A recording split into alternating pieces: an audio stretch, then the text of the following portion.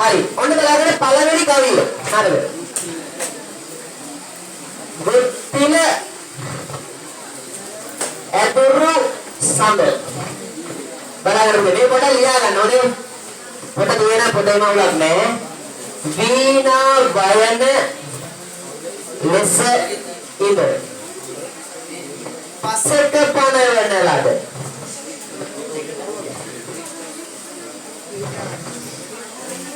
සුදුසු අස්නක නේද?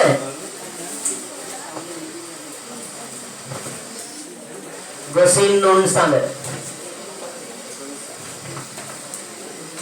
ඔන්න බලන්න පුතේ දැන් අපි අර ඉගෙන ගත්ත එක වැඩි කරගන්න ඕන. හරිද? දැන් කෙටි අකුරු මොනවද? දිගු අකුරු මොනවද කියලා අපි වෙනස් කරන්න ඕනේ. ඒකෙන් තමයි අපි පිරිස හදාගන්නේ. පැහැදිලිද? ලියන කට්ටිය පොඩ්ඩක් ලියාගන්න පොඩ්ඩක් අහලා. ඒ කවිය ලියාගන්නකො. දැන් අපි යනවා. දැන් අපිට අහන්න පුළුවන් ප්‍රශ්නයක්. ගුත්තිල කාව්‍යයේ කතුවරයා විවිධ අවස්ථාවන් නිරූපණය කරන විවිධ විරිත් භාවිතා කරයි කියලා. එතකොට මේ පාඩමේ අපිට විරිත් තුනක් තියෙනවා. ඒ විරිත් තුන අපි ඉගෙන ගන්න ඕනේ. හරිද? විරිත් තුන අපි ඉගෙන ගන්න ඕනේ. ඒක තමයි මේ දැන් ලෑස්ති වෙන්නේ. හොඳද? අපිට මේ ඕන විරිතක් හදන්න අපි ඉගෙන ගන්නවා දැන් මෙතන ඉඳලා. හරිද? හරිද? හරි. ලියා ගන්න කට්ටිය තත්කාලේ ලියා ගන්න පුළුවන්. නැත්නම් මේ ටියුට් එකේ සමහර වෙලාවට මේ පොඩි කවියක් කරගෙන බලමු අපි පොඩ්ඩක් මාක් කරගන්න, ලඝුගුරු මාක් කරගන්න. හරිද? ඔන්න බලන්න. දැන් අපි ලඝුගුරු මාක් කරගන්න යන්නේ. පුතේ මේක ලොකු අමාරු දෙයක් නෙවෙයි. හොඳද? ලොකු අමාරු දෙයක් නෙවෙයි. ඇදෙන් නැති අකුරක් නම් දැන් සියන්න කිව්වොත් ඇදෙන්නේ නේ. ඇදෙන් නැති අකුරක් නම් කෙටි අකුරක්. සී කිව්වොත් දිගු අකුරක්. ඒක තමයි හදාගන්නේ. හොඳේ? ඔන්න දැන් අපි ගණන් කරගන්න ඕනේ. ඔන්න බලන්න පුතේ. දැන් බලන්න. ගුලන්න ගු කියලා පුතේ අල්තයන්වත් එක තිබුණොත් මොකද වෙන්නේ? මේ දෙකම දිගු අකුරක් විදිහට තමයි අපි ගන්න. මාත්‍රා දෙකක් විදිහට. හරිද? ඊළඟට ති ල කෙටි අකුරු දෙක. ති ල ඊළඟට a du ru sa de දැන් බලන්න ඕන අපි මාත්‍රා කීයක් තියෙද කියලා බලන්න. 2යි 3යි 4යි 5යි 6යි 7යි 8යි 9යි මාත්‍රා කීයක් තියෙද?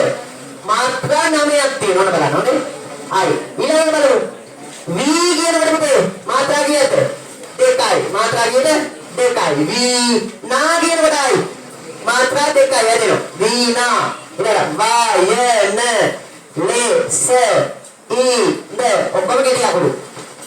එතකොට බලමු 4යි 5යි 6යි 7යි 8යි 9යි 10යි 11යි. ඔන්න 11යි. හරිද? මාත්‍රා දාන 11යි. ඊළඟට බලමු. ප ස ක ප න ව න ල ද 1 2 3 4 5 6 7යි 8යි 9යි. මාත්‍රා 9යි. හරිද? ආයෙත් සු දු සු එතකොට අස් කියලා දෙනවා බලන්න. අල් සයන්නත් ආවොත් ඒක මේ අකුරත් එක්ක ගලපන එකට. හරිද? අස් නේ ක පෙන්නද?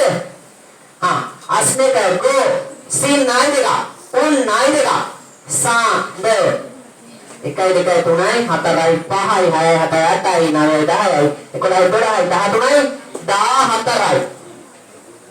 හරිද? ගාත්‍රා ගානේ 14යි. හරි.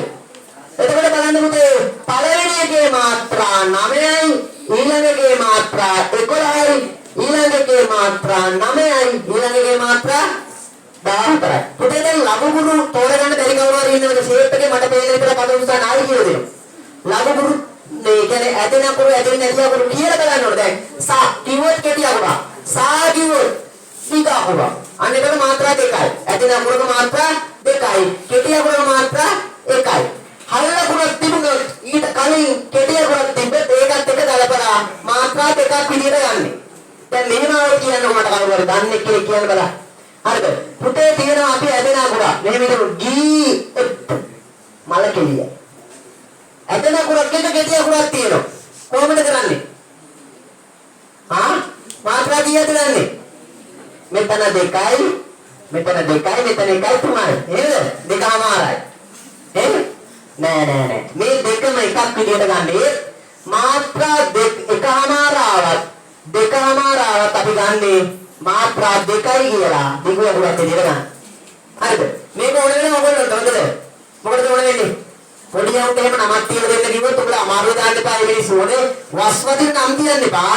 හරිද?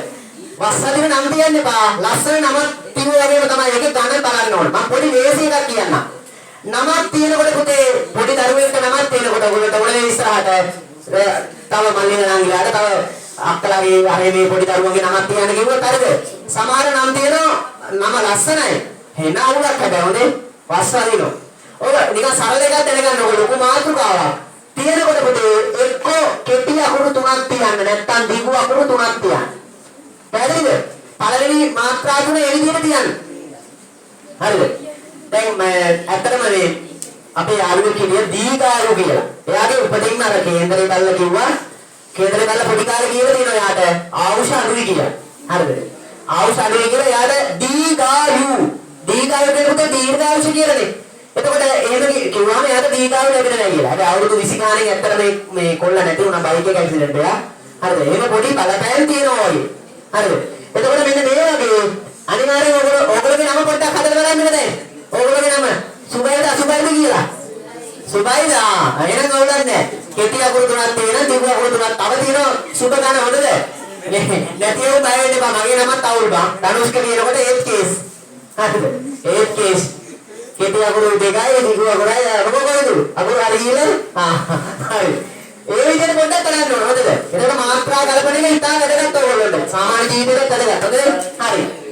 මෙන්න මේ පුතේ මාත්‍රා ගන්න. මෙතන පළවෙනි කවි එක පළවෙනි කවියේ සිට 13 වෙනි කවිය දක්වා. ආගන්න පුතේ. පළවෙනි කවියේ සිට 13 වෙනි කවිය දක්වා මේ කවි හැම එකේම මාත්‍රා පිළිදීම එහෙමයි. හරිද?